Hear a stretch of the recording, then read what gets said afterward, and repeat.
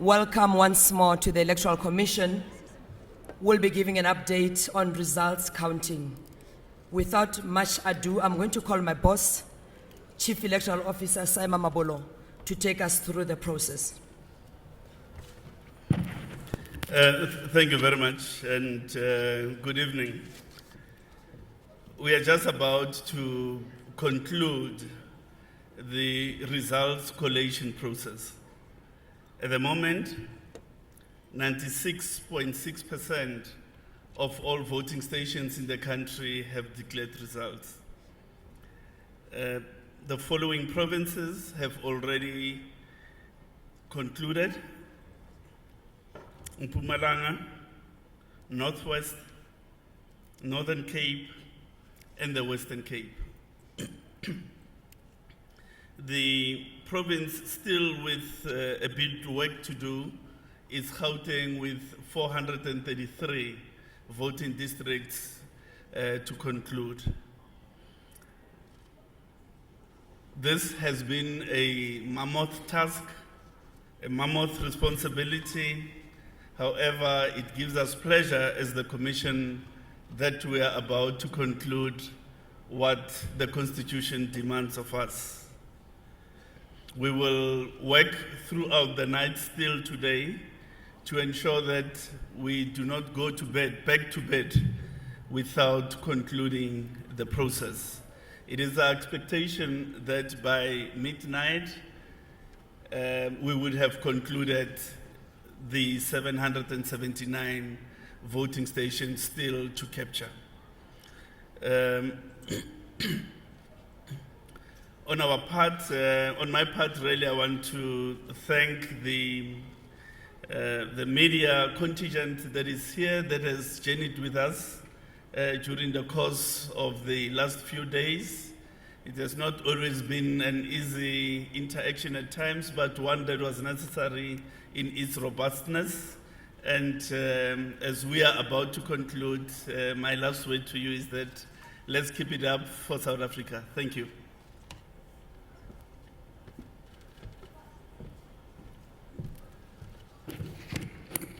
Allow me to call Commissioner Janet Love to continue on the progress update. Commissioner Love.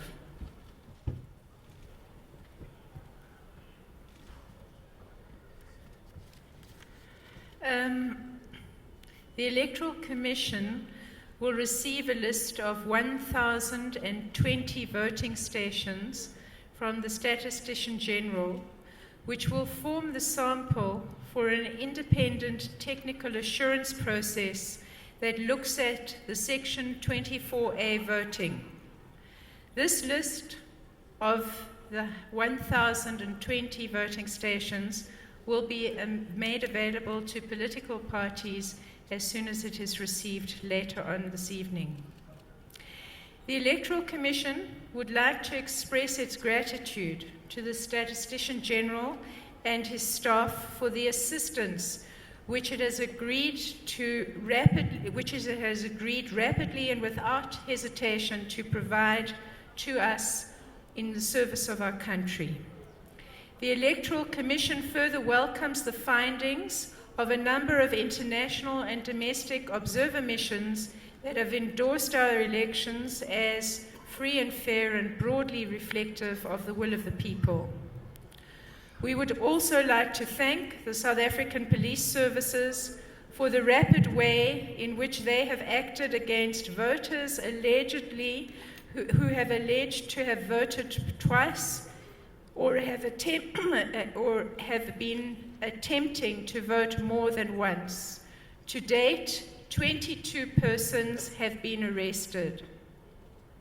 The Electoral Commission would like to thank the political parties for the cooperative way in which they have worked with the Electoral Commission during our electoral process. The Commission is disappointed by the conduct of some parties in breaching of the code, which disrupted orderly operations within our results center. However, we have written to the leaders of all the political parties expressing our concern in this regard. Thank you very much.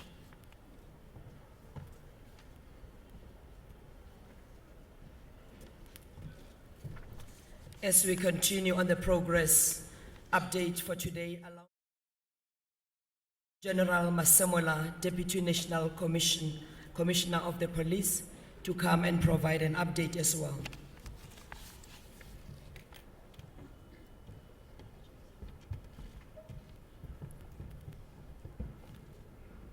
Thank you, Program Director, and good evening, ladies and gentlemen. There is one matter that I would like to clarify, the matter around the arrest of people that allegedly voted twice. With regard to the case at Danhoza in KwaZulu-Natal, 17 people have voted at one venue, and allegedly they went to another venue, attempted to vote again.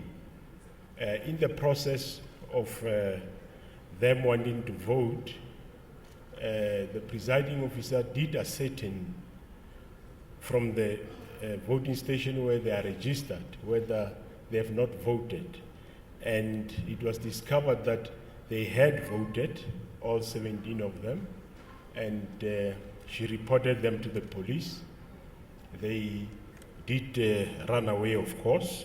4 were arrested immediately, and the others were later arrested the second day. So all 17 of them have been arrested. However, they have not voted. They did start the process of getting to vote again, but they were all arrested. And we have one in a voting station in Ezinqoleni in the south of KwaZulu-Natal. Also, the person went to the voting station, attempted to vote. In the process of assisting her to vote, it was discovered that this person had voted before, and police were called. The person was also arrested. In Sawoti, again south of Durban, there were one person that also attempted to vote again. And in the process, the case was reported to the police. This person was arrested and put behind bars. In north of KwaZulu-Natal, in Hluhluwe, there were 2 brothers that also want to vote again. Them, unfortunately, the mark was still visible, but they insisted that they want another mark on the other hand. And because of their insistence, eventually police were called. The 2 brothers have been arrested and charged for allegedly to commit a crime of wanting to vote again. And in Gauteng, there is one person that also attempted to vote again in Datlasdale, and police were called. This person was arrested, and also she's behind bars. In Mpumalanga, you'd be aware that there was on social media, a journalist that was reporting that a certain lady went to vote, I don't know how many times, you must be aware, and we have traced the person. Fortunately, we found the person, and investigation was done, and there were forms that were found where she filled section 24 forms, and both these people have been arrested as I'm speaking.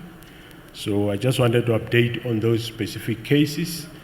However, there is, of course, a number of other arrests that have been done nationally, not necessarily in terms of in terms of people that try to vote again.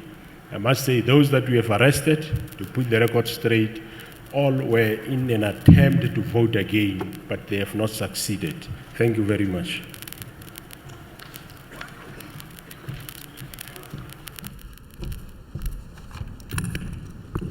Thank you very much. I'm going to open the floor for questions.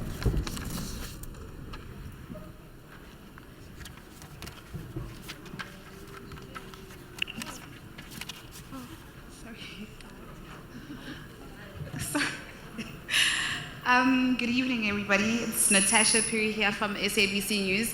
I think my question is directed to Judge Daya Pillay. I understand that 27 political parties had submitted their objections to you, and will you be meeting their demands of a rerun? Will there be an audit, like they say? Thank you.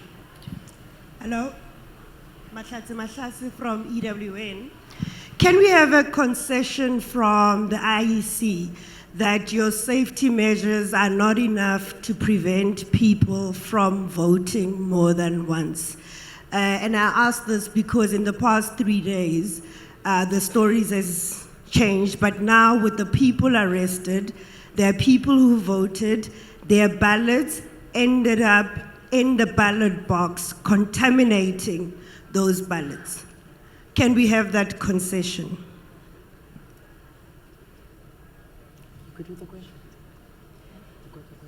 Lisa Gatando from News 24. I just want clarity on one thing. I'm adding to my colleague's question regarding the disputes. Are we going to have a declaration tomorrow? Is this going to be the final day? Is tomorrow going to be the final day?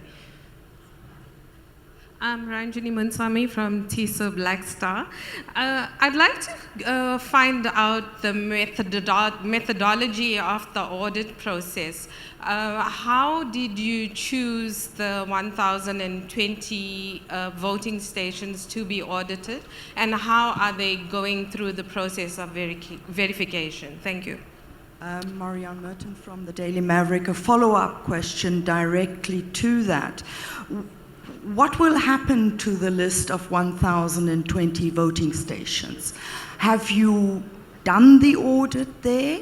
Are you expecting political parties to get involved to do the audit? How long will the audit take? You calling it a verification process now, okay?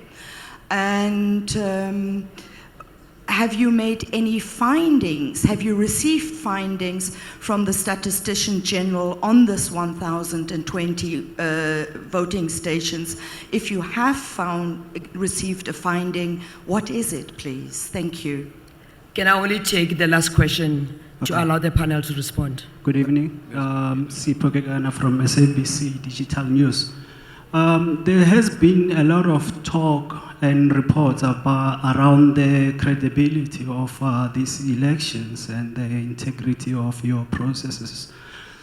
What is the IEC going to do differently in the future to make sure that we do not find ourselves in this position where there are a lot of questions being asked about your processes?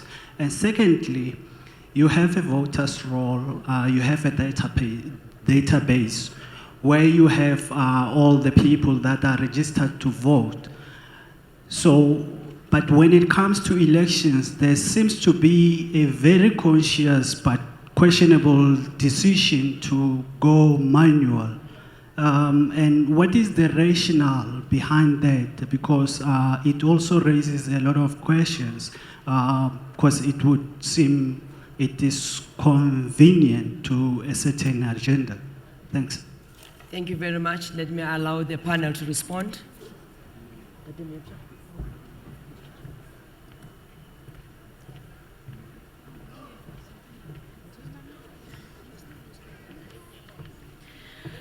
Thank you for that question, and we just want to express our appreciation for the parties using legal processes to ventilate their grievances.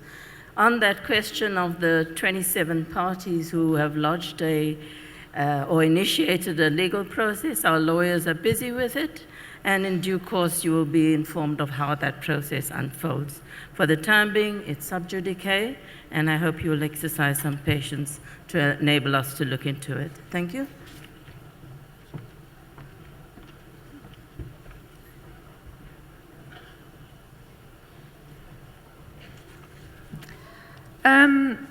With regard to the method of how the 1,020 voting stations were selected, and also then what process they will be subjected to going going forward.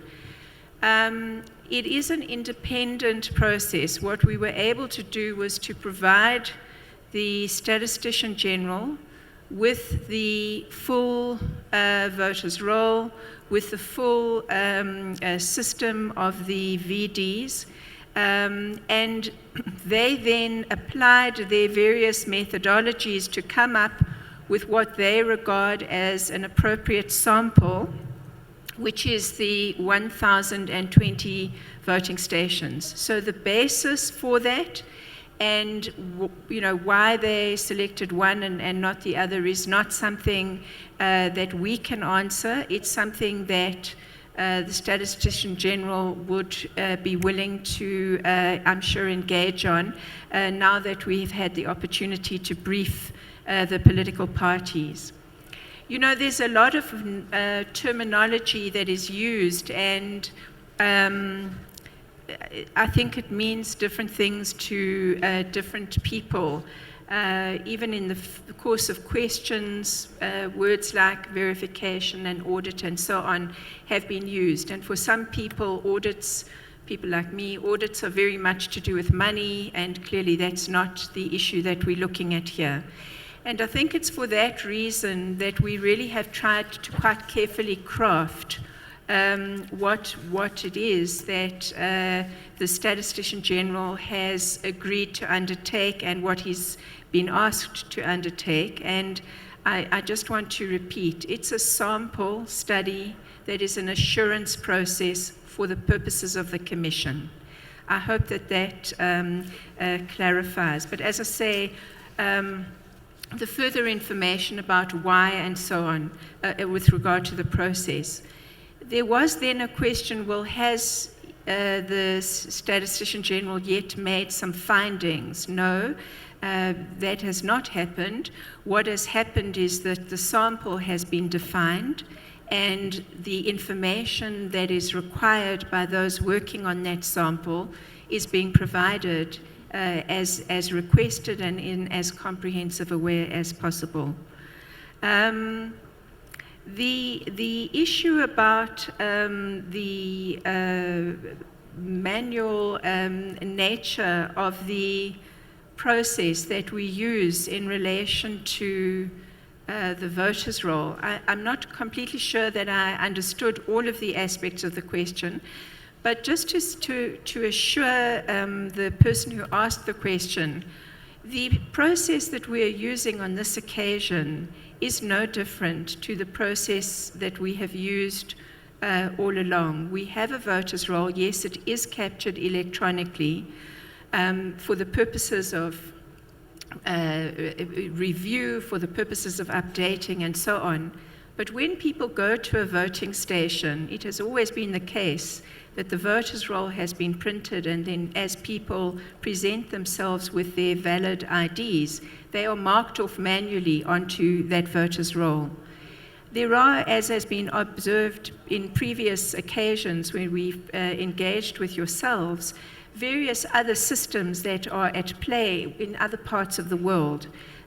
People have used the term electronic voting. We've never had that system in this country, and although we always keep abreast of what is available and what is possible, it's not something that we've introduced yet.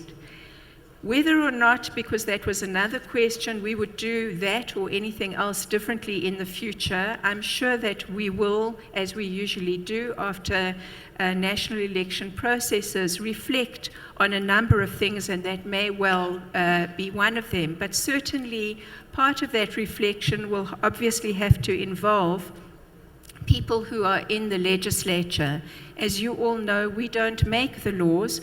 We apply the laws in the most effective and we can. With regard to the issue of I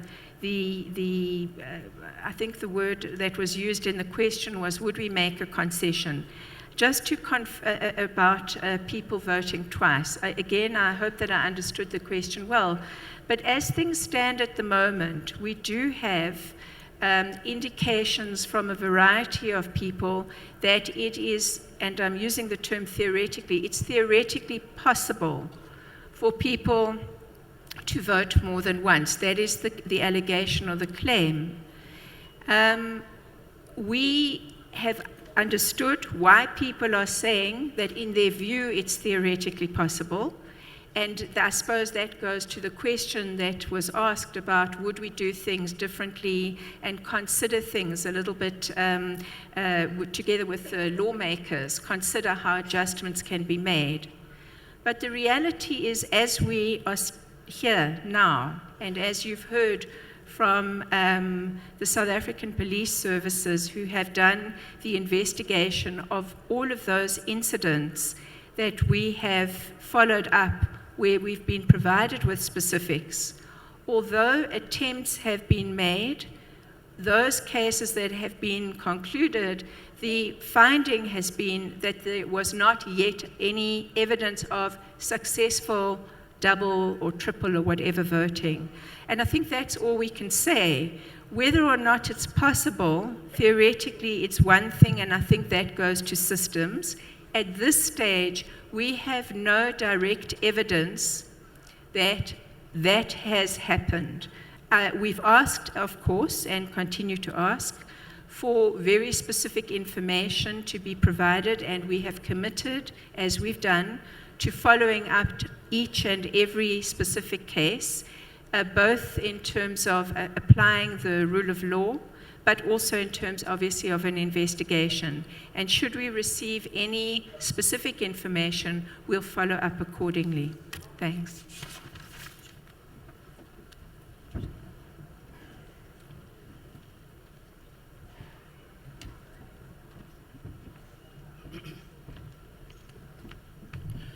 Thank you.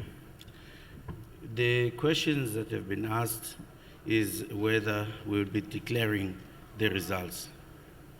I think we would like, just as a commission, to clarify something that appears to be a misunderstanding. According to our Act, the Chief Electoral Officer is responsible to conduct the election and deliver the outcomes. The commissioners independently and as individual independent commissioners will then apply themselves, take into context all the various objections and the objections that would have been received and complaints, and make up their minds as to what do they determine as the status of those particular results that are tabled by the CEO. We have not yet finalized that particular process, but we intend, without waste of any further time, to discharge our responsibility as we are required by our laws. And as matters stand, the plans continue on those bases. We will inform everybody if there are any plans that would be otherwise.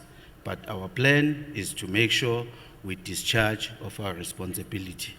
At this stage, the CEO is busy discharging his responsibility, and we will then inform everybody as to the finality of the matter.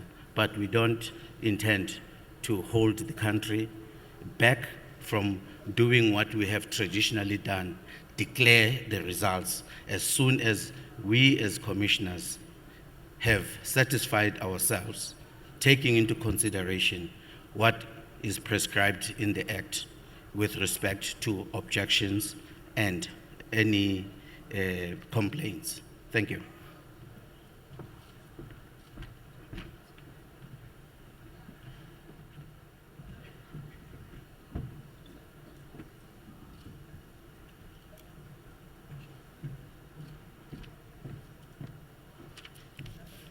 Let me open a last round of questions as we begin to wrap up these elections. May I take, colleagues, can we just move the mic? Let's not sit on one person.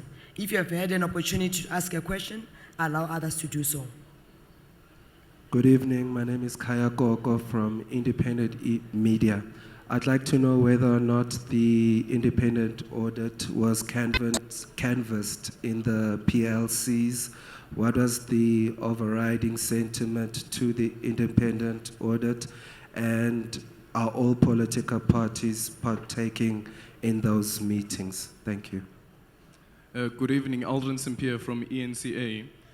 From these, the sample that you have of the polling stations that are being audited, are any of those polling stations part of the provinces that have finished the calculation so far? The other question relates to the indelible ink investigation. Have you been speaking to the company that has been providing the indelible ink? And the final question is, the question is relating to the investigation around people who have voted twice. It's strange that the Deputy Police Commissioner says that someone has been arrested for voting more than once. And then Commissioner Janet Love comes and says that we don't have evidence to that effect. Does that mean that when the prosecutors come to the IEC and ask for information, the IEC will tell the prosecutor that actually it's impossible to vote twice? Then why did you arrest this person? My name is Hajra Marji from Power 987. We've not been here before, so in terms of the complaints and the objections and us not being privy to what happens in the party political liaison committee, and what Commissioner Janet Love said about there being no evidence thus far, it seems as though there was no burden of proof on those complaining around allegations of double voting. So presumably you've done a sample test to protect the integrity of the IEC. Once that sample comes back after around 12 o'clock when the result is in, if there's no proof still of any evidence of double voting, what is the way forward in terms of the declaration, in terms of the objections, and in terms of the IEC possibly defending itself in court on the matter? Hello. Hi. Hi. Bonga Dulane from EWN. Commissioner Love, you said something about disappointed at political parties' conduct for breaking the Electoral Act here. Who are you talking about? Is this the disgruntled smaller parties who have complaints, or is there something else you are referring to? Can you just get detail on that? Thank you. Let me take the last question, please. Amukelang Basa from Bloomberg News, the site. Thank you. With regards to the 27 political parties that were mentioned and the legal process thereof, just to get some clarification, how is that legal process going to affect the declaration of the final results? And since there is a legal process, can the IEC confidently declare that this was a free and fair election before that legal process reaches its resolution? Sorry, Mahlasi again from EWN. We just need clarity, and it's a follow-up to Aldrin Sampier's question. So the people that are arrested, are you arresting them because they stood in a queue twice, because that's all the scanners can establish? Or is what we've heard that they're actually arrested because they managed to vote twice? Because we've been here for 3 days asking the same question over and over again, and we are getting different versions of what the IEC understands to have happened. And because we are here for the first time as a country, I think South Africans need an answer and deserve an answer, so that when you eventually stand in front of them and declare the results, they know what actually happened. Because my second question with the audit is that unless you have evidence that the person took the ballot and put it in, you won't know. The only thing the scanner can tell you is that they were at one polling station and then they moved to another polling station. And all of the people that are arrested is because you had very alert presiding officers, or you had a journalist that actually tested the system and was able to prove that you can actually vote twice. So you wouldn't know in many of the 22,000 voting stations where it actually happened. Ladies and gentlemen, may I allow the panel to please respond to questions? May I request people who've got microphones to get my instructions so that we manage this process? Panel, please.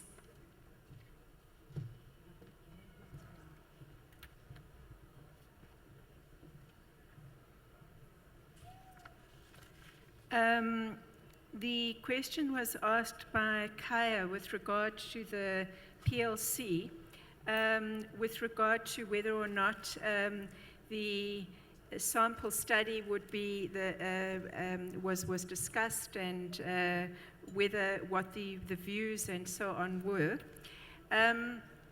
It has been discussed at a number of PLCs. And prior to us making contact with the Statistician General, there had been a very robust discussion, from what we understand, within the PLC, and a proposal was made. Initially, a proposal was made by one of the parties, calling for a very comprehensive process.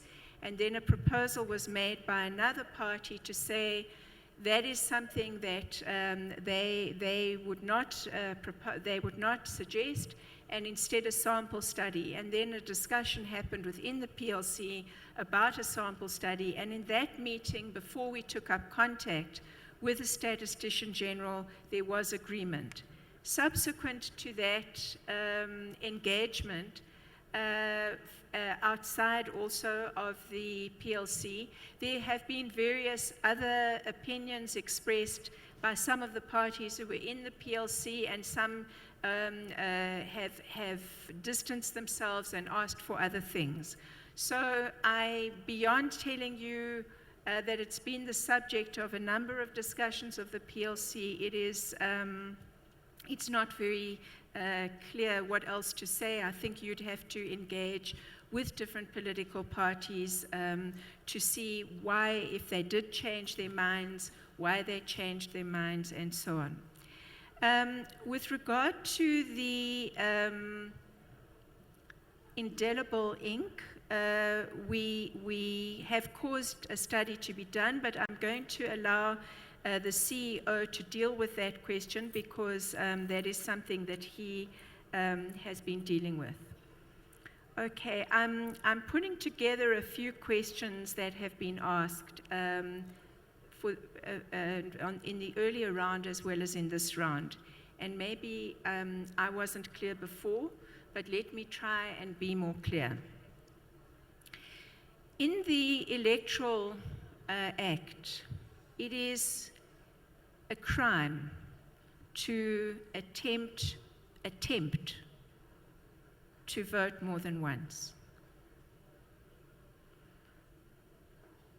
We have received information from various people and in various forms, political parties, about people who were identified in various ways for having done that, and therefore they were arrested.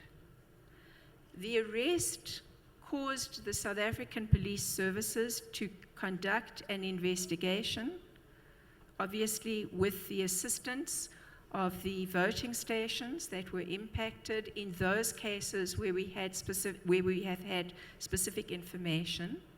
And what you have heard from the South African Police Services is that in the cases they have done that investigation, even though people attempted, and for whatever reason, that's something that the court will deal with, but for whatever reason, the people attempted, but not any of those that they have come to the end of that part of the investigation was found to have actually voted twice.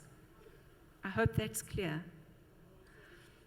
So nobody has been found to have voted twice, but the mere attempt to have done so, whether you succeeded in doing so or you didn't succeed in doing so, just the attempt to do it is something that is punishable.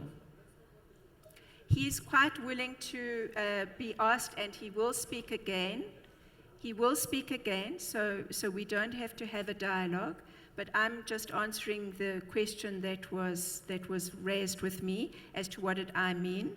You will hear again in terms of the report. It may be that people needed more clarity. But I just want to emphasize again, if you attempt to defraud in the manner that I've just mentioned, it is a crime. You may have other reasons, whatever they are, that will be the business of the court. I hope that one is clear. Thank you.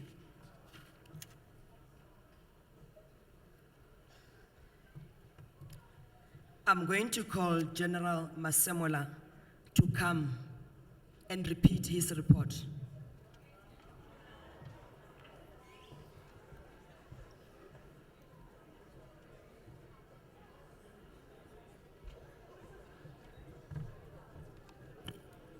Thanks, Chairperson.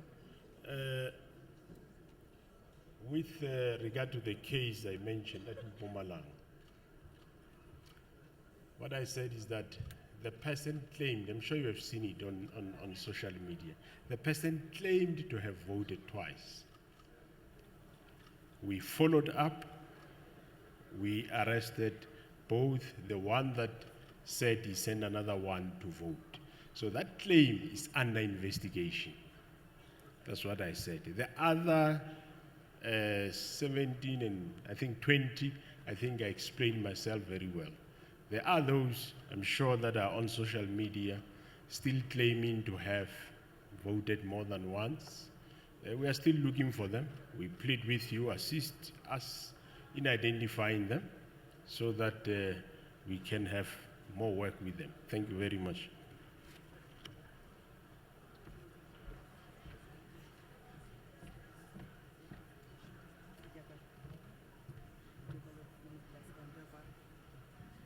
On that note, ladies and gentlemen, we're bringing this press briefing to an end. We still have a whole night to ensure that we complete counting of votes and we assist our officials to complete the process. Thank you very much. And to deal with all the objections. Yes, the whole night. Not sleep, we go straight to guys. Whose phone is this?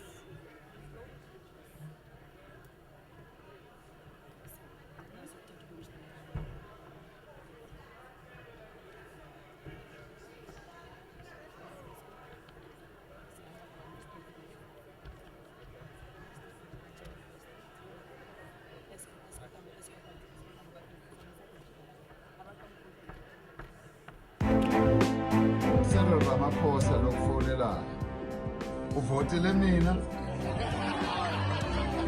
Koalisiepolitiek is die toekoms vir politiek in Suid-Afrika.